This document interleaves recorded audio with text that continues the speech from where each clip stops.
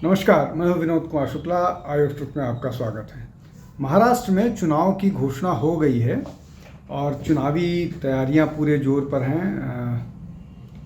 लेकिन जो महाविकास अघाड़ी है, महाविकास अघाड़ी के जो बाकी दो प्रमुख दल हैं कांग्रेस के अलावा, जिसको शिवसेना उद्धव बाला साहब ठाकरे कह लीजिए, राष्ट्रवादी कांग्रेस पार्टी शरद चंद्र पवार, ये दो जो राजनीतिक दल हैं वो कांग्रेस के जो नेता प्रतिपक्ष हैं लोकसभा में, उनको महाराष्ट्र में दूर रखना चाह रहे हैं चुनावी प्रक्रिया में, या कम से कम चाह रहे हैं कि वो चुनावी प्रक्रिया का हिस्सा बने।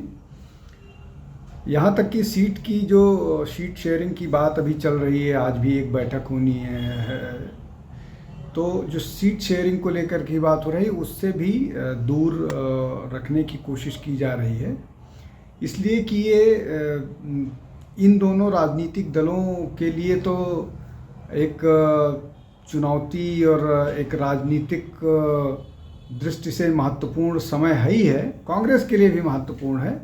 शायद बहुत सारे लोगों की बस इस चुनाव के बाद हमेशा के लिए छूट जाएगी।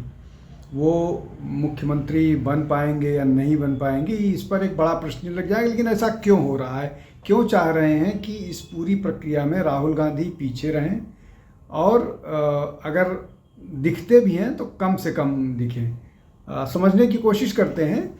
देखिए, महाराष्ट्र जो है वो चुनावी दृष्टि से, मतलब अगर उसको आप वोटर सीट्स की दृष्टि से, चुनावी जो डेमोक्रेटिक सिस्टम उस दृष्टि से देखें तो उत्तर प्रदेश के बाद दूसरा सबसे बड़ा राज्य है। वहाँ पर 288 सीटें हैं विधानसभा की और लगभग 48 सीटें हैं लोकसभा की।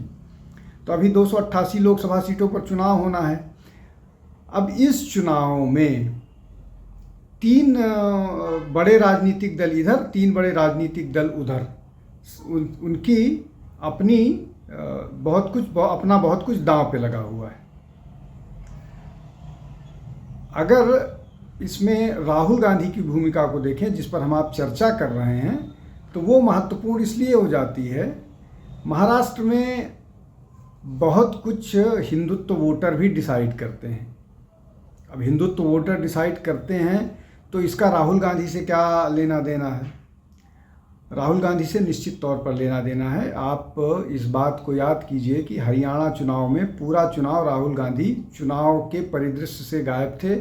चुनाव घोषित होने के पहले एक मीटिंग, एक आध दिन का उनका हरियाणा का दौरा हुआ था। उसके बाद आखिरी के जो 3-4 दिन हुए थे उसमें उन्होंने हरियाणा में चुनावी यात्रा शुरू की थी, और उस यात्रा के दौरान उन्होंने ये बातचीत में कहा था कि जो अयोध्या में भगवान राम के मंदिर की प्राण प्रतिष्ठा हुई थी, वो वास्तव में जो है वो नाच गाने का एक इवेंट था। और उस नाच गाने के इवेंट में उन्होंने नाम लिया कि ये लोग शिरकत हुए। इस तरह की बात उन्होंने कही। अब इसका जो है बैकलैश हुआ है। बार बार राहुल गांधी हिंदुओं की भावनाओं को ठेस पहुंचाते हैं और उनको ये लगता है कि इससे जो हिंदू कास्ट के नाम पर डिवाइडेड है वो तो भाजपा के खिलाफ जो वोट करता है वो करेगा ही। मुस्लिम वोट एक मुश्त कांग्रेस को या इस तरह के संगठनों को वोट करेंगे जो एंटी बीजेपी या एंटी हिंदू जो लोग वोट खोजते हैं। तो अब राहुल गांधी का बयान इस दृष्टि से दिया गया था, लेकिन शायद वो कैलकुलेट नहीं कर पाए कि हरियाणा में 7-8% के आसपास मुसलमान हैं। वो 7-8% वोट जो हैं वो उनको नूह के इलाके की तीनों सीट दिला सकते हैं, लेकिन बाकी के हरियाणा चुनाव में उनका सुपड़ा साफ हो सकता है। और कमोवेश हुआ भी ऐसा। भारतीय जनता पार्टी अपनी अब तक की, मतलब हरियाणा के विधानसभा में अब तक की जो उसका बेस्ट परफॉर्मेंस था वो उन्होंने अचीव किया। 48 सीटें पाई। इसके पहले एक बार चुनाव उन्होंने जीता तो 46 सीटों के साथ जीता था, दूसरी बार 40 सीटों के साथ। ये उनका बेस्ट परफॉर्मेंस था। तो वो उसके पीछे और बहुत सारे फैक्टर्स हैं, लेकिन ये जो हिंदुत्व के खिलाफ राहुल गांधी की बयानबाजी है वो भी महत्वपूर्ण है। अब महाराष्ट्र में इसका क्या प्रभाव होगा? महाराष्ट्र में, जैसा मैंने पहले कहा कि महाराष्ट्र में हिंदुत्व के नाम पर बहुत वोट पड़ता है।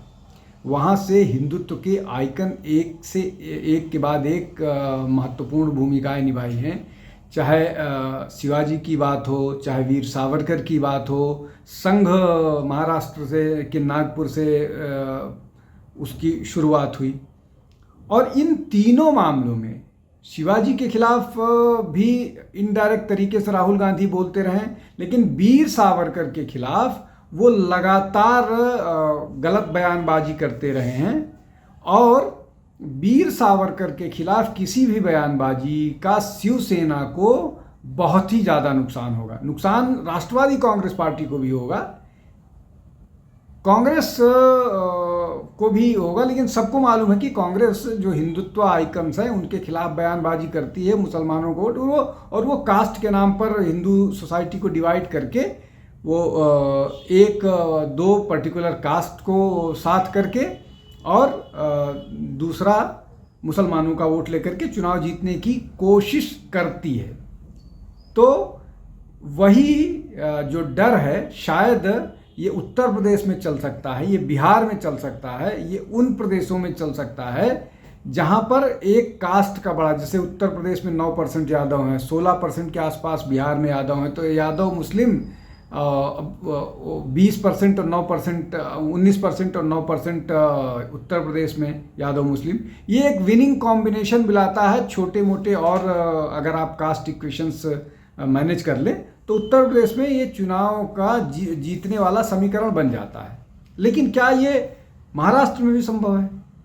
महाराष्ट्र में एक बड़ा वर्ग जो है वो हिंदुत्व के नाम पर वोट करता है। 2024 के चुनाव में जो महाविकास आघाड़ी है, इसने विशेष, इसमें भी जो विशेष प्रयास था वो था शरद पवार का। शरद पवार ने मराठा रिजर्वेशन के नाम पर मराठा वोटर्स को, जो महायुति है या भारतीय जनता पार्टी के साथ वाला अलायंस है, उससे दूर कर दिया था।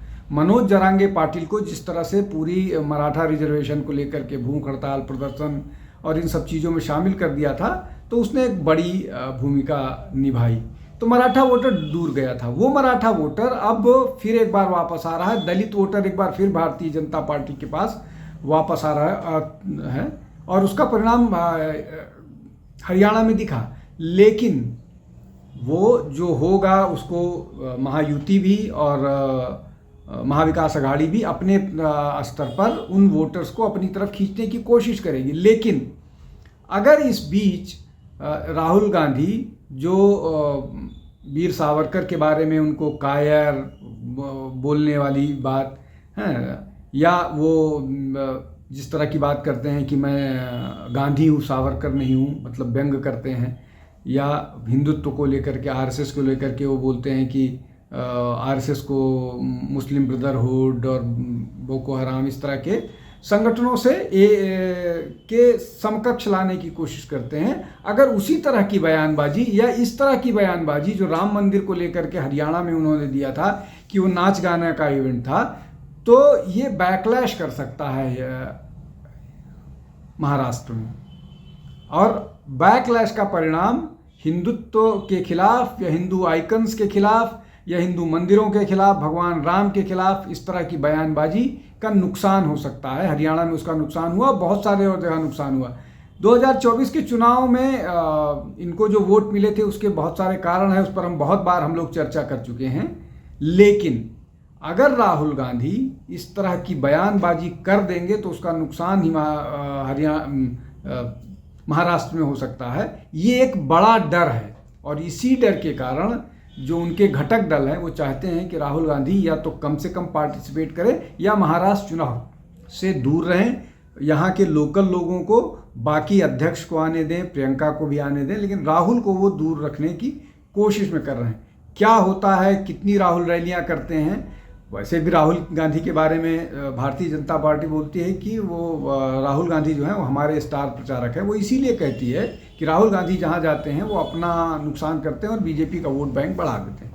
तो क्या इसको कितना महाविकास आघाड़ी लागू कर पाएगी और राहुल गांधी कितनी रैली महाराष्ट्र में करते हैं और वो क्या बोलते हैं, वो निश्चित तौर पर हम सब के लिए एक वो होगा कि हम उस सब पर नज़र बना कर रखें, और जब भी इस तरह की स्थिति आएगी हम फिर आपके समक्ष हाजिर होंगे। आज के लिए बस इतना ही। बहुत बहुत धन्यवाद। नमस्कार। हमारे चैनल आई ऑफ ट्रुथ को सब्सक्राइब कीजिए YouTube पर, इसे फॉलो कीजिए Facebook पर, Instagram पर, Twitter पर और कू पर। हमारे चैनल के बारे में फीडबैक देने के लिए हमें मेल कीजिए ioftruth.6@gmail.com पर।